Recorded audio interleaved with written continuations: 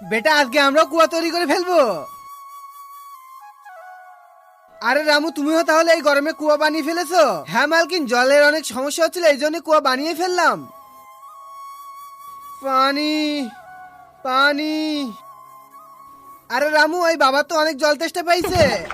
আরে ম্যাডাম জি দাঁড়া, আমার পানি এখনো উদ্ঘাটন হয়নি। যত সময় না পূজা করবো তত সময় এই পানি কাউকে খাইতে দিব না। আরে এটা তুমি কি বলতিছো? ওখানে একজন পানি তেষ্টায় মারা যাচ্ছে আর তুমি উদ্ঘাটন নিয়ে পড়ে আছো। আরে কেউ তো আমাকে একটু পানি খাওয়াও। আরে মালকিন, আগে পূজা হবে তারপরে খাবে। তাই কেউ মরে যাক আর বেঁচে থাকুক, দেখো তুমি একদিন পস্তাবা।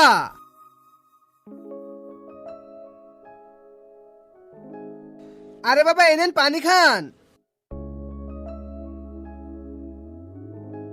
আরে বাচ্চা, তুমি এত দূর গিয়েছিলে কেন পানি আনতে? পাশেই তো ছিল। বাবা ওর কুয়া থেকে পানি দেয়নি, উদ্ঘাটন করে তারপরে দিবে। চল বেটা, আমরা পূজার জিনিসপত্র নিয়ে আসি। বাচ্চা, আমি তোমাকে অভিশাপ দিচ্ছি, তোমার এই কুয়ার পানি সব শুকিয়ে যাবে। কিন্তু তার আগে বন্ধুরা, ছবি দুইটার মধ্যে তোমরা যদি কোনোটাকে ভালোবাসে থাকো তাহলে একটা লাইক একটা সাবস্ক্রাইব করে দিও। আর যদি না করো তাহলে মনে করো ছবি দুইটার মধ্যে কোনোটাকে ভালোবাসো না, আর কমেন্টে বলে যাও এক নাকি দুই।